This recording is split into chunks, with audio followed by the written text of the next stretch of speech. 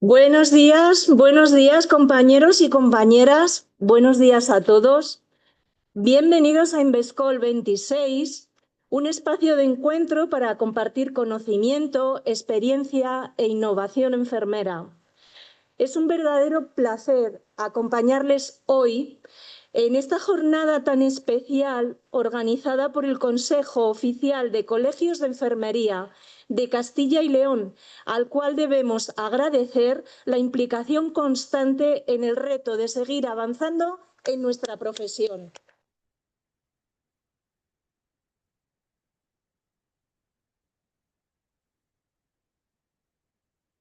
Bueno. Invescol es la plataforma de referencia por y para la investigación enfermera, donde todas las especialidades de enfermería se ven reunidas en unas jornadas enfocadas a la proyección de las propuestas investigadoras más actuales. A lo largo de esta jornada conoceremos proyectos, experiencias y reflexiones que nos ayudarán a seguir avanzando como comunidad de ámbito sanitario.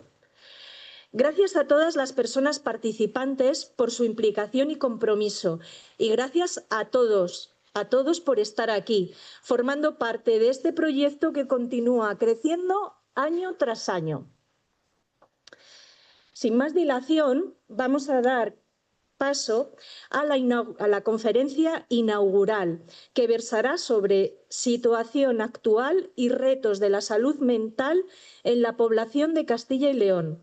Estará moderada por la doctora doña Carmen Bárcena Calvo, que es enfermera especialista en salud mental y es la presidenta de la Comisión de Investigación y Formación del Consejo de Enfermería de Castilla y León. Cuando quiera, Carmen, es su turno. Muchas gracias por esa preciosa presentación. Como ha dicho la compañera, bienvenidos al cuarto Invescol nacional en este caso. Y como ya se han hecho los agradecimientos y vamos un poco justitos de tiempo para dar paso a quien realmente nos interesa en este momento y inaugurar de esa manera científicamente las jornadas, voy a explicaros un poquito quién tengo aquí a mi lado, a mi derecha, que es el doctor Terán.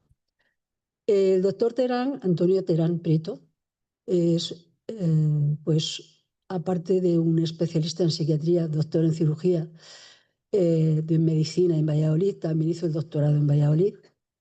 Es máster en drogodependencias y diplomado en dirección hospitalaria. Pero aparte de eso, es un hombre que toda su dedicación, yo he tenido la oportunidad de convivir y trabajar con él como enfermera a su lado. Aparte de sus grandes conocimientos y su preparación, ha sido una persona exploradora de la ciencia y del conocimiento y de transmitir su conocimiento a los demás, ¿no? Solo digo en primera persona porque lo he vivido. Y creo que también puedo decir que es una persona, además de ser una persona muy preparada, creo que pedagógicamente, bueno, lo vais a comprobar vosotros, os va a gustar. Él es una persona también que ha investigado mucho, por eso también se doctoró académicamente, no solo en medicina, y ha investigado y ha publicado muchísimos artículos científicos a nivel nacional e internacional. Y es un hombre que ha dedicado mucho tiempo, una persona que ha dedicado muchísimo tiempo al mundo también de las drogodependencias. Yo, como recuerdo y anécdota, puedo decir que cuando todavía no se conocía lo que eran las desintoxicaciones de 24 horas que llamábamos en problemas de drogas de heroína, él se atrevió aquí a nivel ambulatorio a hacerlo. Ha trabajado en San Juan de Dios muchos años, aquí en Palencia, también ha estado en otros sitios, es profesor y ha sido profesor honorífico en la universidad, en la Facultad de Medicina de Valladolid. Y digo esto porque siempre ha sido innovador, muy innovador. Y esa es la razón, entre otras, que esté aquí para contarnos cómo está la situación en Castilla y León en salud mental y para ver desde su perspectiva todo el ámbito y el espectro de la psiquiatría, que por suerte o por desgracia, no, por suerte no, por desgracia no es el campo más elaborado, más trabajado por los profesionales de la salud. y también tampoco más atendido por las instituciones. Bueno, pues sin más dilación y para que tengamos un margen, voy a dar paso al doctor Terán, que creo que vais a poderlo aprovechar. Solo una cosita, tengo que decir que además de buen profesional, es una maravillosa persona. Muchas gracias.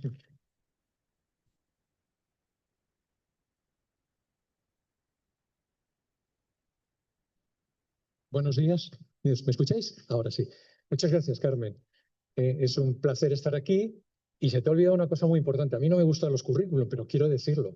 He sido profesor de la Escuela de Enfermería Dacio Crespo de Palencia.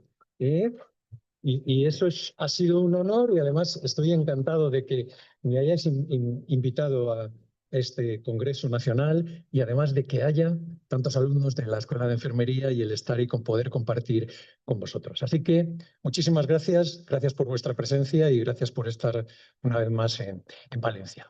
Vamos a hablar de la situación y de los retos de salud mental. Mirad, vivimos ahora mismo un momento en el que los medios de comunicación, en el que la propia sociedad está constantemente interrogándonos, preguntándonos, está constantemente preocupada, se oyen noticias de todo tipo y sobre todo lo que más llama la atención es que se están oyendo continuamente testimonios de personas con una cierta significación social, con un cierto protagonismo, que están declarando sus problemas de salud mental, a tiempo pasado o en el presente. Actores, deportistas de élite, se piden tiempos de descanso o de distanciamiento de su actividad porque declaran haber tenido problemas de salud mental o confiesan tener problemas de salud mental. Y eso nos debe cuestionar. Decía Carmen que hay que interrogarse, que hay que preguntarse, que tenemos que avanzar. Si no estudiamos todos los días y sobre todo si no analizamos la realidad de todos los días, a todos los niveles de la ciencia nunca podremos avanzar. ¿Qué está pasando con la salud mental? Bien, yo quiero empezar lo primero con una definición, con saber de qué vamos a hablar. La Organización Mundial de la Salud, fijaos, en los últimos años ha ido perfilando, ha ido matizando la definición de salud mental. Si os acordáis, cuando estábamos en la escuela de enfermería y hablábamos de salud mental y preguntábamos algunas veces, ¿qué es salud mental? Porque no hay enfermedad mental, la ausencia de enfermedad. No, salud mental no es eso. Salud mental es un concepto mucho más amplio, mucho más dimensional. Como veis en la pantalla, es un estado de bienestar mental. Es un estado de bienestar que, sobre todo y fundamentalmente, lo que va a permitir es a las personas afrontar las situaciones de la vida diaria, que son complejas, ya lo vamos a ver después cómo influyen en la salud mental. Las situaciones de estrés, pero sobre todo van a permitir a las personas, a las mujeres y a los hombres, desarrollar las habilidades para aprender, para trabajar y hacerlo de forma adecuada. Pero fijaos, aprender y trabajar proyectándonos sobre algo. No lo hacemos para nosotros, lo hacemos para la mejora de la comunidad. Es muy importante que aprendamos a trascender. Lo que estudiamos, lo que sabemos, lo que trabajamos, no lo hacemos para nosotros, que está bien. Lo hacemos para el beneficio de la comunidad, porque formamos parte de la comunidad. Y además de esa primera introducción que nos hace la Organización Mundial de la Salud, fijaos que sigue ampliando la definición y nos sigue diciendo que la salud mental es la que sustenta las capacidades individuales y colectivas para tomar decisiones. Fijaos lo importante, las decisiones que tomamos a diario en nuestra vida y que necesitan de un buen equilibrio, y necesitan de una buena salud mental, de un buen estado de bienestar para establecer relaciones, fundamental. Y finalmente, digamos que de esa definición, lo que la Organización Mundial de la Salud nos dice, ojo, atención, la salud mental es un derecho humano fundamental. Fijaos qué importante, es un derecho humano fundamental, por tanto es algo que tenemos que cuidar, propiciar, preparar, alimentar entre todos y, por supuesto, todos aquellos que trabajamos en el campo de la salud. En definitiva, cuando hablamos de salud mental estamos hablando de una dimensión del estado de salud. No podemos considerar la salud si no hay un buen equilibrio, una buena salud mental. Y va a ser fundamental la salud mental en el bienestar de las personas, en el bienestar de la sociedad. ¿De acuerdo? Eso sería un poco el marco en el que vamos a trabajar en este ratito de reflexión y de análisis que yo intento transmitiros. La pregunta sería, bueno, ¿y qué es lo que está pasando? ¿Cómo está pasando? ¿Por qué está pasando? Podemos hacernos muchas preguntas, Dentro de, recordaos las preguntas clásicas hipocráticas, ¿qué, por qué, desde cuándo? Pues lo mismo podríamos hacer en este caso y en este momento. ¿Qué está sucediendo?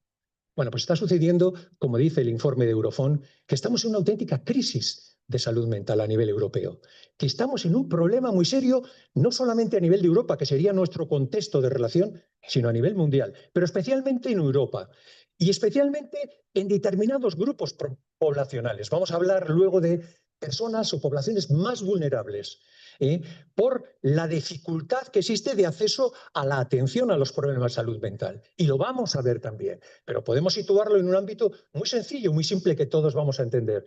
No tiene nada que ver la asistencia a salud mental en el medio urbano o en el medio rural. Y si tenemos una provincia como Palencia, que es muy alargada y que desde la capital al norte hay 100 kilómetros, podemos darnos cuenta de cómo es la asistencia en la ciudad o en los pueblos que están alrededor en la montaña palentina. Luego hay una desigualdad y luego hay otro elemento fundamental que yo, los que me conocéis, sabéis que siempre lo digo y que siempre enfatizo en ello. ¿Cuál es el mejor tratamiento? La prevención. Prevenir, adelantarnos a lo que va a venir. Es el mejor tratamiento. Y claramente la prevención es insuficiente. Luego, por tanto, esos serían, para empezar, 3 elementos importantes que explicarían o que nos aproximarían a la situación de crisis que existe en la Unión Europea, que existe en nuestro ámbito de relación con la salud mental. De tal manera que los problemas de salud mental, fijaos, ocupan el segundo lugar entre las enfermedades no transmisibles. Fijaos, el segundo lugar entre las enfermedades no transmisibles, que son además más discapacitantes. Luego, por tanto, estamos hablando de algo muy importante y además van a representar esas enfermedades mentales no transmisibles el 15% del impacto de la discapacidad. Es decir, que además van a generar una discapacidad, van a afectar a la persona, la van a limitar y van de alguna manera a producir una intromisión en su vida y en el desarrollo de toda su capacidad vital. Por tanto, estamos hablando de un tema muy importante. Bien, dicho esto, vamos a sacar la máquina de fotos, el móvil, y vamos a hacer una foto de lo que está sucediendo aquí en nuestro país, en Palencia, en Salamanca, que hoy hace un momentito lo del coche de Salamanca, en Sevilla. ¿Qué está pasando en nuestro país? Pues mirad, esto es lo que está pasando y esto es lo que tenemos que saber y lo que tenemos que pensar y lo que tenemos que analizar. 1/3 de la población de nuestro país tiene problemas de salud mental. Esto es un informe, el informe anual del Sistema Nacional de Salud del año 2024 y sitúa los problemas de salud mental en el 35,6. Amigos, amigas, para pensarlo, 1/3 de la población, fijaos los que somos aquí, decimos 1/3 tenemos problemas de salud mental. Más frecuentes en las mujeres que en los hombres. Luego podría haber ahí un factor de vulnerabilidad, pero 1/3 parte tenemos problemas de salud mental. Y fijaos, este problema que afecta a 1/3 parte de la población va increciendo. En la diapositiva veis desde el año 2006 hasta el año 2024, que es el informe, el último informe. Sabéis que siempre van con un año de retraso en lo que se elaboran los datos. No es algo que esté produciéndose ahora, sino que va increciendo. Hay que pensar lo que va a suceder los datos del año 25 o los del año 26. Pero en principio las gráficas muestran claramente un incremento, un ascenso progresivo.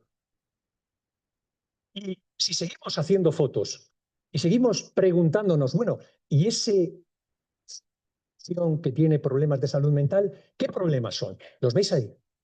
Y llama la atención también, porque están en relación con esos trastornos mentales que decimos que son como muy adaptativos, como muy de respuesta a lo que está sucediendo a nuestro alrededor. Trastornos de ansiedad, trastornos de sueño, trastornos depresivos, son los más frecuentes. Eso nos dice el informe de salud mental. Fijaos, repito, trastornos de ansiedad, trastornos de sueño y trastornos depresivos, trastornos del estado de ánimo, podríamos decir, que dentro de un momentito vamos a añadir uno más, pero de momento nos quedamos con esos 3. Bueno, eso en población adulta, pero amigos, es que la sociedad no está compuesta solamente de adultos, también hay población infanto-juvenil. Y cada vez más llamativos los problemas de salud mental en los niños, en los adolescentes y en los jóvenes. Y cuando analizamos los problemas de salud mental en la población infanto-juvenil, vemos que los trastornos de ansiedad, los trastornos del sueño Y los trastornos del aprendizaje o las necesidades especiales del aprendizaje son los que copan, son los fundamentales, los más prevalentes en la población infanto-juvenil. Y veis las prevalencias. Luego, por tanto, ya tenemos la foto de en qué situación, cuántos problemas de salud mental en la población existen, 1/3, y qué trastornos son los más importantes, los que nos dice el informe anual del Sistema Nacional de Salud. Y como veis en la diapositiva, tanto en la parte de arriba en adultos como en la parte inferior, desde el año 2016 van increciendo, van en aumento. No sabemos los datos que van a suceder en el 25 y en el 26, pero probablemente sigamos en esa progresión ascendente. Y aquí tenéis otro apartado que lo que viene a significar es que hay un grupo de trastornos mentales que forman parte de la salud mental de la población y que están más o menos en prevalencias de las que hemos estudiado siempre. No hay modificación en los grandes trastornos mentales. Sin embargo, hay otra parte, que son los que tenéis en la parte inferior, que no figuran porque están en relación con la edad y que son los trastornos de la memoria y las demencias cada vez más prevalentes por una razón, porque cada vez vivimos más y el deterioro lo vamos observando también en la clínica. Los trastornos de memoria, las demencias, tienen una representación importante y no podemos olvidarnos de las personas de edad, o los ancianos, porque también forman parte de nuestra sociedad. Bien, en esta gráfica lo que veis en la parte de arriba, los trastornos que hemos dicho de los adultos, trastornos de ansiedad, trastornos de sueño, trastornos depresivos, y el cuarto, si os dais cuenta, hablamos de reacciones de adaptación. Y si recordáis, tanto la CIE como el DSM, las reacciones de adaptación, son reacciones de nuestro organismo a situaciones ambientales y decimos con síntomas de ansiedad o con síntomas depresivos o síntomas afectivos. Luego también hay un nexo en la ansiedad, la depresión frente a esas circunstancias que están sucediendo a nuestro alrededor y que debiéramos afrontar, debiéramos resolver, debiéramos buscar, digamos, un equilibrio con ellas. Y en la parte de abajo, los de la población infanto-juvenil. Bueno, y aquella máxima de decir, bueno, cuando me veo no me gusto y cuando me comparo, bueno, ya es otra cosa. Bueno, ahí tenéis la comparación. Esta es la salud mental de nuestra población, de la población española, cuando nos comparamos con Europa. Yo no quisiera hacer ningún comentario porque la gráfica es muy clara y todos la entendemos y además os la he incluido dentro de una elipse en color rojo. Solamente nos supera en problemas en Europa Portugal. Y deciros que esta variabilidad en cuanto a la salud mental, con toda la crisis que pudiera existir a nivel europeo, que lo hemos dicho, también existe esas diferencias a nivel autonómico. Y ahí tenéis reflejadas cada una de vuestras comunidades autónomas. En la parte distal de la diapositiva tenéis esa prevalencia, ese tercio que hemos dicho que afecta a la salud mental a nivel general y las comunidades autónomas que tienen cifras más importantes. Ahí tenéis Canarias, tenéis Cataluña, Valencia, Murcia, etcétera, que superan ese porcentaje que está señalado de 1/3 para. Luego también existe esa variabilidad a nivel del Estado español. Hasta aquí todo claro. La foto está clara, está hecha, es nítida, nos hace aproximarnos a la realidad. ¿Sí?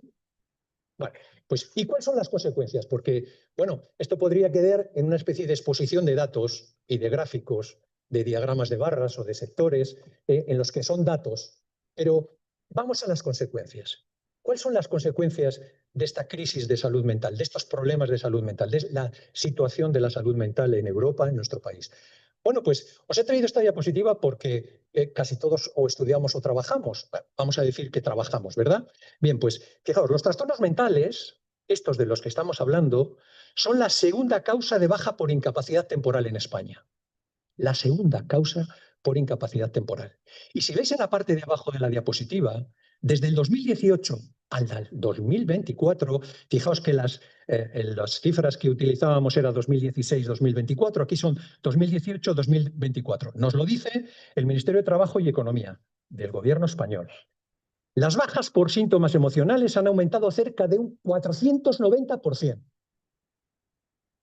Los diagnósticos de estrés grave han crecido un 230% y los trastornos de ansiedad han subido un 120%.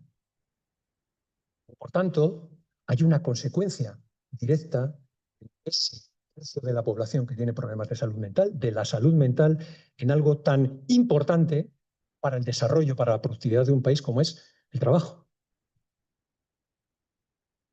Si lo analizamos a nivel de Europa, a nivel mundial, la Organización Mundial de la Salud, fijaos, estima que cada año se pierden 12.000 millones de días laborales a causa de la depresión y la ansiedad, que hemos visto que son dos de los trastornos más importantes en la prevalencia de alteraciones de salud mental en nuestro medio. Y la OCDE dice que las pérdidas suponen en torno a un 3,6% del Producto Interior Bruto. Luego tenemos un problema. No solamente las enfermedades mentales están afectando al individuo y a su ambiente más próximo, sino que están afectando a la economía del país, a la economía. Sería con los adultos, pero dice, bueno, y la población infanto-juvenil no estudia. Fijaos, este es un artículo publicado recientemente en un periódico, digamos, de impacto en nuestra comunidad autónoma, el norte de Castilla, en el que habla o en el que dice que 1 de cada 5 menores, el 20%, de Castilla y León pide ayuda por problemas de violencia y salud mental. La Fundación ANAR, que trabaja de forma ejemplar. Bien, pues 1 de cada 5, con variabilidad a nivel del Estado español, en nuestra comunidad autónoma representa el 28%, es decir, casi supera ese 1 de cada 5, pero solicitan ayuda ANAR. Y fijaos que en la parte izquierda tenéis los motivos y las causas por las que los adolescentes, los niños adolescentes jóvenes solicitan ayuda, apoyo, contacto con la Fundación ANAR. Maltrato físico, maltrato psicológico, problemas de abandono, agresión sexual, violencia de género, problemas de salud mental. Los que ya hemos comentado en población infanto-juvenil. Luego, por tanto, tenemos problemas de salud mental en los más jóvenes que no tardando mucho van a ser adultos. Y que si no abordamos, no prevenimos, no tratamos, no resolvemos, se van a proyectar sobre la edad adulta. Y además, os doy una mala noticia. Se van a proyectar aumentando el nivel de gravedad. Se van a complicar. Y Carmen en la presentación hablaba de mi ocupación en el área de las adicciones. Muchos de estos jóvenes lo que hacen es autotratar o buscar una solución en las sustancias. En las sustancias legales, el alcohol, en las sustancias de prescripción, las benzodiazepinas, o en las sustancias ilegales. ¿Para qué? Simplemente para poder aliviar de alguna manera el sufrimiento y los síntomas que se producen en ellos. Con lo que, cuando lleva la juventud y la edad adulta, tenemos lo que llamamos un trastorno dual.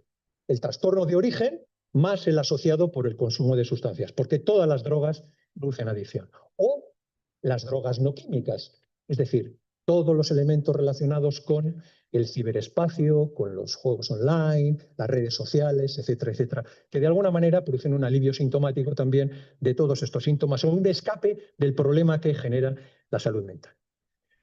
Todo esto se puede complicar mucho más, porque cuando llegamos a perder totalmente la noción del sufrimiento, cuando no soportamos más, cuando la desesperanza nos invade, cuando no encontramos ayuda, cuando nadie nos escucha, pues muchas veces la decisión es limitar nuestra existencia y entonces nos planteamos la autólisis, el suicidio. Y todo esto que hemos venido contando, fijaos, hasta este momento, en el año 2022, hace nada, supuso la tasa más alta de suicidios que se ha venido produciendo en nuestro país desde que existen registros. En el año 2022, como vais a ver ahora en cifras, se registró la tasa más alta. En adultos y en población joven, en adolescentes jóvenes, porque también los jóvenes se quitan la vida. Gracias a Dios, o por suerte, o gracias al destino, estos 2 últimos años esas cifras se han reducido. Pero sin duda, nos tiene que llamar la atención, porque es la puerta final, es aquel lugar al que no debiéramos llegar. Estos son datos del 2024. Fijaos, 3.953 personas se quitaron la vida, con esa distinción entre hombres y mujeres. Yo creo que es una cifra alarmante y una cifra que tiene que llamar nuestra atención y que nos tiene que poner inmediatamente en activo de búsqueda de soluciones. Y cuando analizamos las circunstancias que llevan a las personas a intentar suicidarse o a conseguir suicidarse o a pensar en quitarse la vida, tenéis todo ese corolario, toda esa lista de circunstancias que seguro que están en la mente de todos vosotros y que habréis repasado y habéis estudiado con mucho sentido. Pero sobre todo me quedo en la última. Fijaos, en la experiencia clínica. Yo soy un clínico y siempre me ha gustado tratar pacientes y ver pacientes. Lo que yo he podido recoger de la experiencia clínica es la desesperanza y la soledad. Y es curioso y es paradójico que cuando vivimos en el mundo de la hiperconexión, cuando estamos en el móvil todo el día conectados y recibiendo llamadas y recibiendo mensajes y enviando y fotos y el TikTok, resulta que las personas en la intimidad de la consulta, en la familiaridad, en la proximidad, lo que verbalizan es soledad, soledad. En los adultos, pero en los jóvenes adolescentes también. Lo que ocurre en los jóvenes adolescentes hay dos fenómenos que nos tienen que llamar la atención y que inmediatamente nos obligan también a hacer, nos obligarían a hacer un trabajo de prevención, un trabajo claro, directo, que son el acoso y el ciberbullying. Es decir, son dos elementos que están ahí presentes y que están detrás de muchas circunstancias de suicidio en los adolescentes jóvenes. Son fenómenos recientes, son fenómenos de este cambio de sociedad que estamos experimentando. Ahí tenéis la cifra del año 2023 que os comentaba, el pico con 13,34 suicidios por 100.000 habitantes, cómo se ha ido evolucionando a lo largo de los años desde el año 2000. Como veis, os decía que por suerte o por el efecto de los programas de prevención se van disminuyendo ya en el año 24, están disminuyendo las prevalencias de suicidio. Bien, se comenta, se dice, y es real porque además todos lo hemos experimentado, que todo esto ha cambiado a raíz de la pandemia.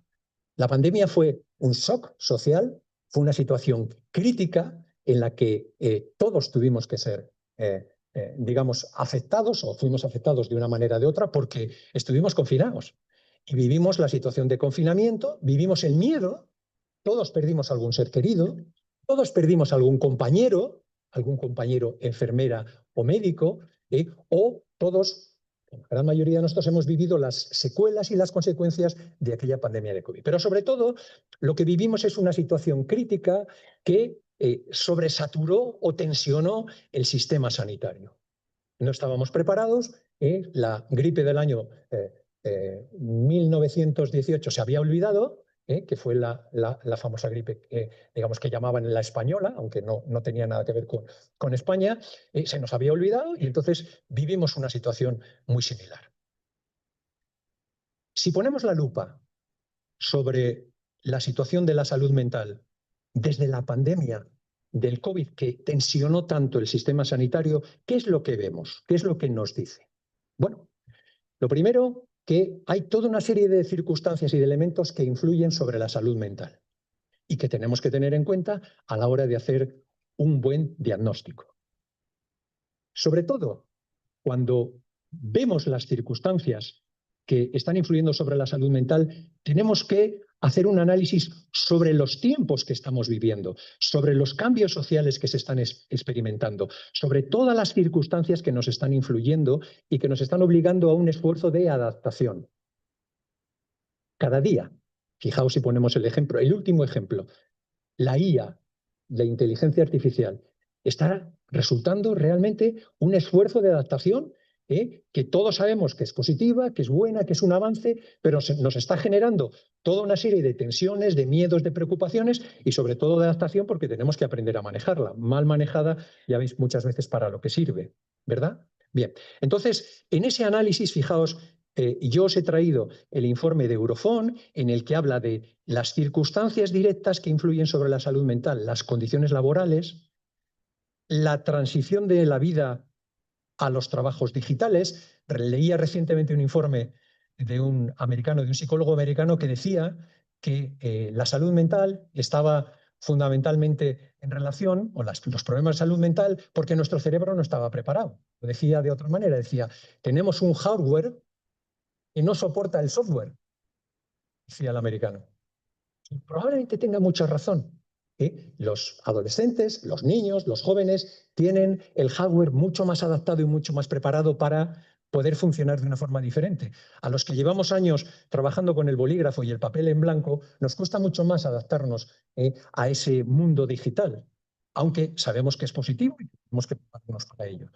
La inseguridad social, fijaos, la inseguridad social, no la seguridad social, la inseguridad social, la económica, las crisis del coste de la vida. Hay que ir todos los días. Yo que ahora estoy jubilado y voy a por el pan y voy a hacer la compra todas las mañanas, le digo a la frutera, digo, oye, ¿pero qué pasa? Cada día gasto más, cada día dinero y salgo con menos.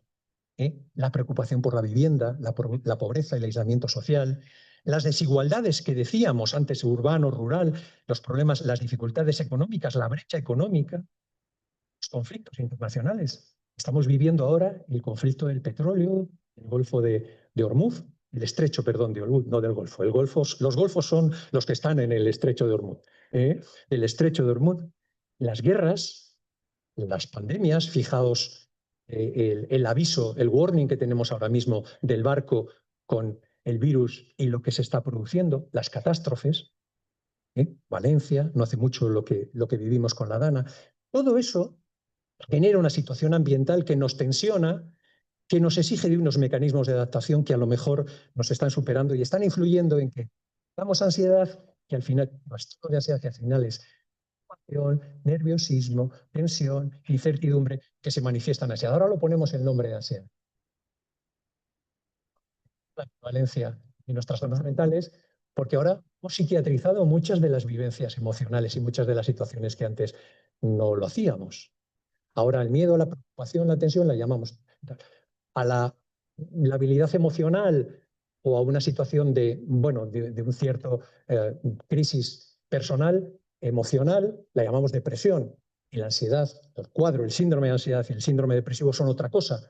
No son vivencias o situaciones vivenciales o adaptativas que generan síntomas que remedan a los trastornos, pero que en ningún caso, digamos, tendrían que ser etiquetados como tales trastornos. ¿Y hay poblaciones más vulnerables? Me parece que me he saltado una. No. Hay poblaciones más vulnerables. Los jóvenes, las personas migrantes, los sectores laborales específicos. ¿Sabéis el riesgo que tenemos de burnout? Las personas que nos dedicamos a la salud. Las enfermeras, los médicos, el estar quemado. El burnout como un elemento profesional. Estamos tensionados, las personas que se dedican a la educación, las personas que se dedican a la policía, al orden público. Bueno, hay sectores laborales específicos que tienen una mayor vulnerabilidad y que tenemos que tener en cuenta. Bien. Todo esto, en principio, sería, no digo sencillo, pero sería, digamos que, factible el buscar soluciones. El problema es que cuando vamos a la situación ya final, digamos, a la enfermedad, al trastorno mental, pues seguimos encontrando datos que no nos ayudan. Por ejemplo, España es el país con menos sanitarios en salud mental de toda Europa. Es decir, que cuando ya enfermamos y tenemos que buscar solución, no encontramos solución o la encontramos muy tardía. Y os puedo contar mi experiencia personal de hace 2 meses en una consulta preferente. Y cuando hablamos de esos profesionales para la atención de salud mental y nos situamos en Europa, pues vemos dónde estamos. Solamente tienen menos profesionales un país como Bulgaria, todos los demás nos superan. Es decir, antes, cuando veíamos la diapositiva de los problemas de salud mental, estamos a la derecha, solo nos superaba Portugal. Ahora que vemos o analizamos los profesionales que trabajan en salud mental, estamos a la cola. Tenemos pocos profesionales de salud mental. ¿Cuánto de pocos? Perdonadme por la expresión. ¿Cuántos son esos pocos? Pues ahí lo tenéis. España tiene 9,27 por 100.000 habitantes psiquiatras. Y entonces, a partir de ahí, podéis bajar y ver qué número de psiquiatras hay en cada uno de los países de la Unión Europea, para no compararse. Pero si buscamos las diferencias interautonómicas, fijaos que antes veíamos también la prevalencia cómo variaba, vemos que hay comunidades autónomas en que en principio no tienen problemas de psiquiatras, de profesionales de la psiquiatría, y otras, sin embargo, sí los tienen. O sea que hay una desigualdad, no hay una equidad a nivel de la distribución de profesionales psiquiatras en el campo de salud mental en nuestro país. Ya no os digo nada de los psicólogos que trabajan o que debieran trabajar en salud mental, porque la prevalencia en España es de 5,14 y en Europa es de 18. por 100.000 habitantes. Y luego nos podemos comparar con otros países como los que tenéis a continuación. Y estamos en un congreso de enfermería. Y cuando vemos el número de enfermeras por 1.000 habitantes comparado con Europa, vemos claramente dónde estamos. Y estamos ahí. Todos los países es el número de enfermeras por 100.000 habitantes que tenemos. Psiquiatras, psicólogos, enfermeras que atienden personas con problemas de salud mental. Ese de población que tenía problemas de salud mental que veíamos en las primeras diapositivas. Y si ya nos centramos en salud mental, pues uno de los últimos congresos que había el Congreso Nacional de Enfermería que se celebró en Pamplona el año 2022, se decía que había 8.000 enfermeras especialistas en salud mental y que se necesitaban 3 veces más. Ya no es que haya pocas enfermeras en general, sino que de salud mental se necesitan 3 veces más. Luego, por tanto, hay una escasez de recursos personales, de recursos humanos preparados que puedan atender a ese tercio de la población. Ya no digo que se dediquen a la prevención, que decíamos que sería el mejor tratamiento. No solamente faltan profesionales, faltan camas, amigos, faltan camas. Y ahí tenéis el número de camas para adultos, cuál es la situación de nuestro país respecto a la Unión Europea. Y son datos que nos enseña el libro blanco de la psiquiatría que ha elaborado la Sociedad Española de Psiquiatría. Luego, por tanto, tenemos también una infradotación de camas hospitalarias, tanto de adultos, ya no digo de población infanto-juvenil, porque avanzamos, nos desplazamos todavía más en la gráfica. Luego, por tanto, no estamos haciendo prevención, pero tampoco estamos o tenemos recursos suficientes para atender a esos problemas. Luego, por tanto, la salud mental no puede mejorar. Estamos constatando, las cifras nos dicen claramente que la respuesta es insuficiente y que a raíz de la pandemia nos hemos dado cuenta, se ha tensionado tanto el sistema que es cuando ha salido lo que había por debajo de las costuras, en recursos humanos, en recursos económicos, en inversiones. ¿Y qué hacemos ante esa situación? Pues, ¿sabéis lo que hacemos? Farmacologizar la psiquiatría, la salud mental. Como no llegamos y atendemos a la gente, lo que buscamos es el remedio. Cuando llegan a la consulta, algo tenemos que dar y entonces damos un fármaco, una pastilla. Y los problemas de salud mental, amigos, no son un antibiótico, ni un antidiabético, ni un antihipertensivo. Ojalá pudiéramos abrir un bote, sacar una pastilla, tomarla y ya está. No solucionan los problemas de salud mental. El tratamiento farmacológico es complementario. España es el país del mundo, somos campeones del mundo. Ahí sí que estaríamos en la gráfica, arriba del todo,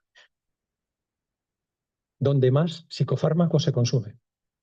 Estamos psicofarmacologizando la salud mental. Y a mí me gustaría tener la poción mágica de Panoramix, el bardo, para intentar solucionar el problema.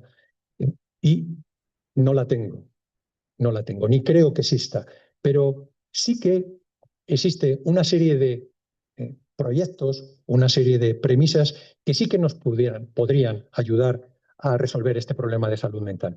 La Sociedad Española de Psiquiatría orienta en algunos. Lo primero, y eso es fundamental en todas las áreas, hacer un buen diagnóstico. Si no tenemos un buen diagnóstico, nos vamos a equivocar en el tratamiento. Y el diagnóstico parte o pasa por hacer una toma de decisiones que sea objetiva, en datos objetivos, como los que hemos visto, que son publicados por instituciones de un peso y de un respeto a nivel científico. Que el diagnóstico de la situación sea riguroso, que sepamos exactamente cuál es la prevalencia de los trastornos mentales, qué personas realmente no están recibiendo tratamiento, cuáles son las listas de espera.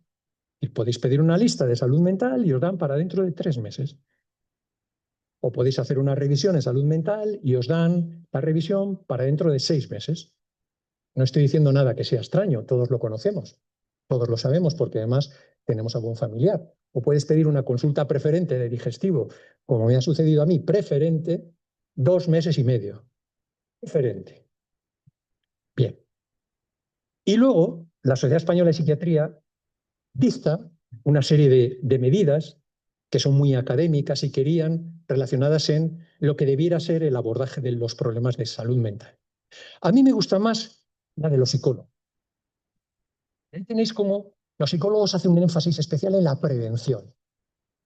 Fijaos, mejora de las condiciones de vida y del trabajo, la cohesión social y la inclusión, prevenir la pobreza, el sobreendeudamiento, la falta de vivienda que nos acucia y que es un problema que está ahí, mover la salud física, detener la violencia doméstica, toda la violencia doméstica, acoso, bullying en los jóvenes que estábamos viendo, el ciberbullying, abordar los estereotipos de género. Venid. Son medidas que se aportan desde el Consejo General de Psicología de España que creo que van muy bien orientadas, porque se adelantan a los síndromes clínicos. La Organización Mundial de la Salud, como institución, lo que hace es dar medidas que van un poco en línea de lo que hemos visto hasta ahora, que decíamos que estaba en las causas de los problemas de salud mental, una financiación equitativa, ya nos gustaría, reformas jurídicas y normativas que garanticen lo que decíamos, esa parte de la definición de los derechos humanos, una inversión en personal, que haya ratios de personal que sean equiparables entre los diferentes países de la Unión Europea y, sobre todo, potenciar la atención comunitaria preventiva, fundamental. No llegar a que necesitemos camas de hospitalización, no llegar a que necesitemos más consultas de atención primaria, no llegar a que tengamos más personas que demandan asistencia en dispositivos intermedios, hospitales de día, centros de día. La pregunta que nos podríamos hacer es, bueno, ¿pero es que no existe nada? No, sí existe. Existe en papel. Es decir, el gobierno de nuestro país tiene un plan de acción de salud mental, como veis, con muchos objetivos y que hay que desarrollar. El papel lo soporta todo, pero luego la práctica es otra cosa. Es decir, hay que pasar de el plan de acción a la acción, porque si no queda en un informe más, en un programa más. Y si quedamos ahí, no vamos a solucionar problemas. Voy a terminar ya. Y como sois enfermeras, somos enfermeros y enfermeras y enfermeros, pues qué mejor que terminar con una de las pioneras de la enfermería. No sé si la conocéis, Hilde Arpe-Ploug, americana. Fue la pionera, una de las pioneras de la enfermería en salud mental. Y además desarrolló el primer programa formativo en la especialidad de enfermería en salud mental. Luego fue una mujer, fijaos, el año de 1909 al 99, además fue longeva. Pionero, que fue por delante, que además fue la autora de la teoría de las relaciones interpersonales, es decir, una mujer implicada, vocacionada y que fue dando soluciones a problemas que ya a mediados del siglo pasado algunas personas les preocupaban, les cuestionaban, les interrogaban. Y termino, casi que termino, no os quiero cansar, con dos conclusiones de ese Congreso de Salud Mental. Me parece que son 16, pero yo he elegido estas dos porque creo que encajaban perfectamente en el objetivo de esta reunión y que son además muy comprometedoras. Os las voy a leer muy lentamente porque me gustaría que os comprometieran. Este Congreso, el 39, bueno, ese que veis ahí, Congreso Nacional de Enfermería en Salud Mental, en sus conclusiones había estas dos. Fijaos, el impulso renovador de la enfermera-enfermero reside en su capacidad de integrar ciencia, humanidad y compromiso. Repito, reside en nuestra capacidad para integrar ciencia, humanidad y compromiso, liderando cuidados que no solo alivian el sufrimiento, sino que abren caminos de recuperación y sentido. Es una frase lapidaria, es una conclusión maravillosa que nos compromete. Me recordaba al doctor profesor Marañón, que decía, seguro que lo habéis escuchado muchas veces, cuando no puedo aliviar, cuando no puedo curar, alivio, decía, cuando no puedo curar, alivio. Y cuando no puedo aliviar, consuelo.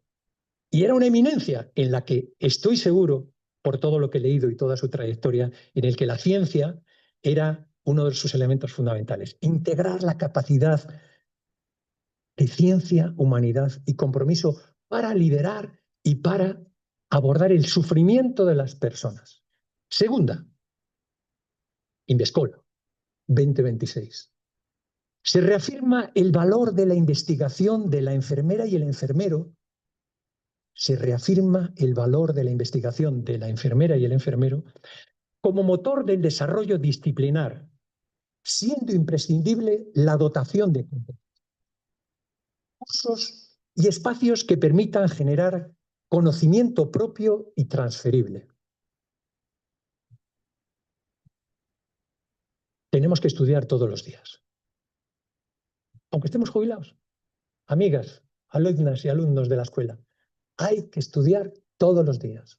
Está muy bien trabajar, está muy bien todo lo que desarrolléis a nivel profesional, pero debemos estudiar, debemos estar al día, debemos investigar, debemos interrogarnos, debemos cuestionarnos. No tenemos que conformarnos con lo que aprendimos en la escuela, porque tenemos la gran suerte de trabajar en ciencias de la salud que están continuamente en evolución. Y no podemos estar abordando, diagnosticando o tratando a nuestros pacientes como se hacía en el año 2000. ¿Por qué? Porque estamos en el año 2026. Y como veis, van cambiando muchísimo las cosas. Y ahora sí que termino. Y termino, pues nada más y nada menos que con don Miguel de Unamuno. Con don Miguel de Unamuno, que decía, seamos curiosos. Seamos curiosos. Busquemos la verdad, que es la felicidad del pensamiento. Y yo creo que no hay mejor frase que podría servir para terminar esta exposición, que espero que os haya servido, que espero que os haya interrogado y cuestionado, y espero que cuando, digamos, esta lluvia de ideas, de cifras, de números, de alguna manera reposen, saquemos la cuchara del vaso y dejemos de agitar y veamos el agua más cristalina, os puedan servir en vuestro desarrollo profesional. Merece muchísimo la pena trabajar en ciencias de la salud, merece mucho la pena ayudar a las personas que están sufriendo, es una vocación, merece mucho la pena el investigar. No dejéis de estudiar, no dejéis de investigar, no dejéis de ser curiosos, de buscar la verdad, porque eso va a ser lo que va a alimentar, como decía don Miguel de Unamuno, la libertad intelectual. Muchísimas gracias y hasta siempre.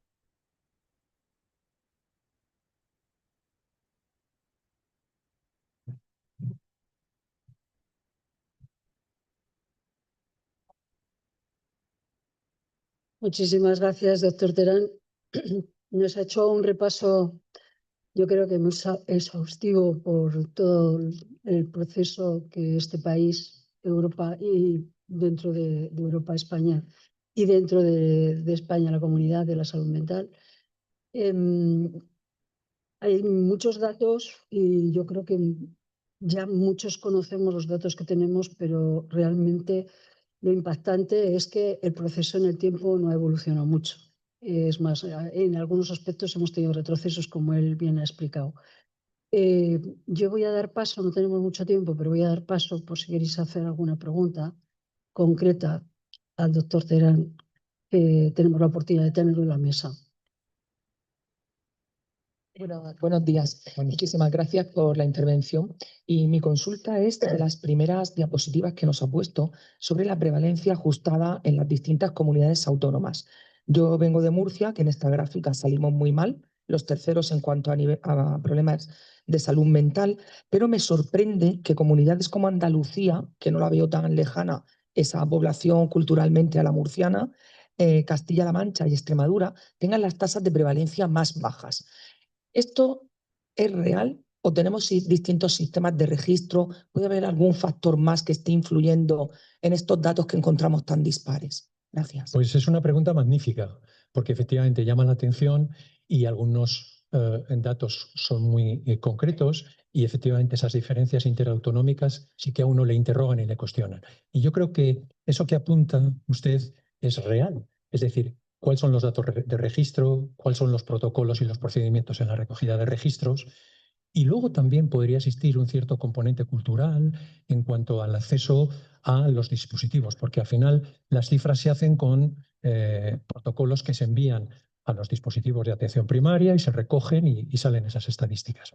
Las estadísticas no son nada más que elementos orientativos, por eso yo no me he centrado mucho en los valores. Quizás el valor más llamativo, es el que nos ofrece el Ministerio de Sanidad en respecto a ese tercio de la población que tiene problemas de salud mental. Los otros datos, bueno, pues son datos que nos deben interrogar, que nos deben cuestionar y, en último término, pues sí que yo, si trabajara o fuera responsable del Servicio de Salud Mental en la Comunidad de Murcia, intentaría ver por qué salen esas cifras importantes respecto a comunidades en las que culturalmente o simplemente por vecindad tienen valores más bajos. Pero al final, vuelvo a insistir, no son nada más que datos que nos obligan a hacer una elaboración o una aproximación. ¿Me explico? Lo que a mí me importa, y creo que a la mayor parte de todos ustedes que son clínicos, aunque también hay investigadores, es las consecuencias. Lo que hay que plantearnos es cómo está la salud mental en Murcia, qué listas de espera hay en Murcia o en Valencia, cuánto tiempo se tarda en dar una revisión, qué consumo de psicofármacos hay en una región determinada. Porque todos esos factores nos van a acercar mucho más a la proximidad más que un dato concreto. Que están publicados. Yo he intentado buscar aquellos que tienen un mayor peso y ya ve que las fuentes son o el Ministerio de Sanidad o el Libro Blanco de la Psiquiatría. Bueno, si usted entra en Internet y consulta tanto en el informe del año 2004 del Ministerio de Sanidad como el Libro Blanco, son informes de acceso abierto, en la introducción se especifica cuál ha sido la forma de registro, cómo han sido los protocolos, cómo se han recogido los datos y cómo se han tratado. Y a lo mejor eso le abre un poquito más el conocimiento de por qué esas diferencias. No tengo otra explicación porque desconozco la región de Murcia, salvo que tengo muy buenos amigos y ahí funciona el Hospital de la Risaca y hay profesionales magníficos y funciona fenomenal, aparte de otros centros, ¿verdad? Pero desconozco por qué hay esas cifras, ese decalaje. Muy bien, muchas gracias.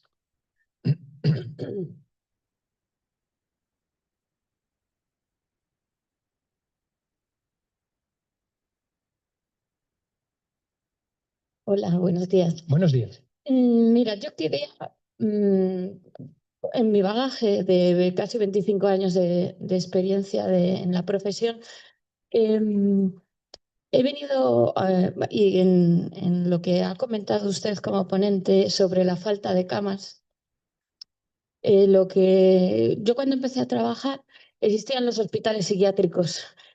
Y con respecto a esto de las falta de camas, quería saber su opinión con respecto a si podíamos volver al anterior planteamiento antes de que estos hospitales cerraran, que me parece que hacían una labor imprescindible porque muchos trastornos mentales necesitan una hospitalización mucho más prolongada de lo que pueden ofrecer los hospitales ahora mismo en la hospitalización de agudos. Entonces, estamos viendo, yo trabajo en la extrahospitalaria y estamos viendo que muchos de los pacientes nos hacen esa, no sé, esa demanda, por así decirlo, que no encuentran pues, un sitio donde recabar. Bueno, me haces una pregunta magnífica y claro, tú llevas 25 años trabajando en psiquiatría y yo llevo unos poquitos más. Pero Carmen y yo empezamos trabajando en una institución psiquiátrica clásica, manicomial. Y te voy a dar una respuesta subjetiva de Antonio Terán. Yo no volvería al modelo antiguo. Habría que remontarse a la conferencia de Alma-Ata y habría que hablar de la psiquiatría comunitaria, ¿verdad? Y el avance que se ha producido en la atención psiquiátrica desde la evidencia científica ha sido brutal. Ha sido como de la noche al día. Piensa que las instituciones en las que empezamos a trabajar tenían mucho componente mucho más allá de la salud mental o de la psiquiatría clásica. Eran en muchos casos muchas instituciones de tipo psicosocial, en la que realmente el pabellón o el área de psiquiatría como tal estaba tremendamente reducido. Y luego todo lo demás pues era, digamos, ingresos que se producían a través de las diputaciones provinciales, situaciones. Bueno, quiero decir que yo no volvería a tiempos pasados. No volvería a tiempos pasados porque la medicina, porque la enfermería, porque la psicología ha avanzado mucho y tenemos herramientas muy eficaces, la psicofarmacología. Bien, ahora eso no quiere decir que en la dotación de dispositivos de atención a la salud mental haya necesidad de unidades especiales de media larga estancia para determinados pacientes que tienen trastornos mentales graves y en los que la hospitalización de corta estancia, entre 10, 15 o 20 días en una unidad de hospitalización de un hospital general, se quede corta. Aunque tengamos unidades ambulatorias de apoyo, centros de día, hospitales de día, pisos protegidos, etcétera, que toda la red de salud mental se ha desarrollado muchísimo a nivel comunitario. Pero a pesar de eso, es verdad que hay una proporción de pacientes con trastornos mentales graves en los que, digamos, habría que a lo mejor articular o habría que ampliar el espacio de internamiento más allá de esos 15-20 días para poder conseguir un buen, digamos, estado de equilibrio de salud mental, teniendo en cuenta que son enfermos crónicos, o estamos hablando de enfermedades mentales muy graves y discapacitantes, y que hay que hacer un trabajo de seguimiento muy importante. Luego, por tanto, yo no volvería a la institución manicomial, no lo haría, pero sí que intentaría ver cómo dentro de esos programas que veíamos en el diseño de dispositivos podría haber algún tipo de paciente o podría haber algún porcentaje de pacientes que necesitan una intervención un poquito más larga que lo que nos da la hospitalización en la unidad de psiquiatría de un hospital general, que no suele superar los 15-20 días, no suele superarlo. Claro, eso si hablamos de adultos, si hablamos de psiquiatría infantojuvenil, pues les informo que la especialidad ha sido reconocida hace 2 años, creo. Entonces, a partir de ahí, todo el terreno que tenemos por desarrollar, avanzar y demás. Pero quedémonos con una cosa: prevención, prevención, prevención. El mejor tratamiento es el prevenir. Y ahí tenemos que trabajar todavía muy duro. Y la enfermería, fíjense que se está pidiendo que haya enfermeras en los colegios. En los colegios. Para hacer algo tan sencillo como una asignatura o un apoyo en las ciencias de la salud, en los autocuidados, en la responsabilidad, en el conocimiento. Bueno, pues a partir de ahí la enfermería tiene un protagonismo fundamental. Fundamental. Yo iría más por ahí. Gracias.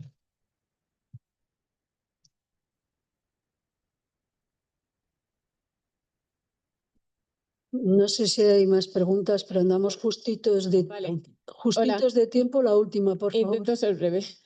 Muchas gracias, porque todo lo que has expuesto es súper importante y al final pues es una reflexión que todos debemos hacer. Y yo simplemente quería añadir algo, y es que yo creo, desde mi punto de vista y por los estudios que he leído, que también la sobreexposición digital puede ser no solo una vía de escape, sino una causa también indirecta de estos trastornos, ¿no? Porque al final se ha visto que las redes sociales, tal y como están diseñadas ahora con la inteligencia artificial, son cada vez más agresivas y hacen que sea más difícil el salirse de ahí. Tienen enganchado a Reels, a un montón de estímulos rápidos, ¿no? Que eso al final afecta pues al desarrollo de la corteza prefrontal, a la impulsividad, a la planificación. Un poquito más por debajo Sí, de la corteza prefrontal. Sí. Me encanta, y claro, me has tocado una zona que son las adicciones. Y es mi campo, digamos, que he desarrollado mi actividad profesional. Y las adicciones en la evolución, os decía que hay que estudiar, han evolucionado hacia las adicciones a las nuevas tecnologías. Fíjate, en el año 2015 yo tengo mucha relación, o he tenido mucha relación con los pediatras, con la Asociación Española de Pediatría, porque me invitaban a su congreso en Madrid, que van 5.000 pediatras, y desde el año 2016 podéis entrar en internet, ponéis Antonio Terán ciberadicciones, y ya hay un primer artículo, 2016, escrito por mí sobre las ciberadicciones. Bueno, Carmen, ¿el año que viene dónde es el congreso de Invescol? En León. Bueno, pues si os apetece, me invitáis a León y yo hablo de este tema, de adicciones a las nuevas tecnologías. Bueno, evidentemente, y lo dices muy bien, pero sucede también con las drogas químicas. Las adicciones pueden ser consecuencia, como decíamos, pero puede ser causa. Y te decía más abajo porque efectivamente, mira, hay una cosa muy interesante, bueno, muy interesante, es realmente apasionante de las adicciones a las nuevas tecnologías, es el diseño de las redes sociales y el diseño de los juegos, ¿eh? Porque tiene una serie de elementos que llamamos patrones oscuros, que son los que inciden directamente sobre el cerebro. Tú decías la corteza prefrontal y te decía, baja, circuito límbico, área de recompensa, núcleo accumbens, donde lo que producen es una descarga dopaminérgica, estamos hablando de zona placentera, de refuerzo, y es lo que genera la adicción. Luego, por tanto, sí, redes sociales, TikTok, todos esos algoritmos que están perfectamente bien preparados por las empresas, bien preparados para su interés, pueden generar adicción, sobre todo en los cerebros más vulnerables. ¿Y cuáles son los cerebros más vulnerables? Los de los niños, los de los adolescentes, los de los jóvenes. ¿Por qué? Porque están en un momento de desarrollo. En la adolescencia sabéis que se produce un cambio en el cerebro. Se produce el pronen, el podado de las terminaciones nerviosas, preparando el cerebro para la edad adulta. Y ese momento es de vulnerabilidad total. Luego, por tanto, las adicciones, las ciberadicciones, pueden ser consecuencia o pueden ser causa. ¿De acuerdo? Para el año que viene en León os lo cuento. Vale, Bueno, espera, lo de León, muchas gracias, Muchas gracias. Antonio. Lo de León, perdonad, lo de León está por ver, ¿eh? Bueno. Es decir, No me quiere invitar. no, sí le quiero invitar, pero es que hay 9 provincias. O sea, aquí la gente va haciendo su discurso porque todo el mundo queremos en nuestra provincia.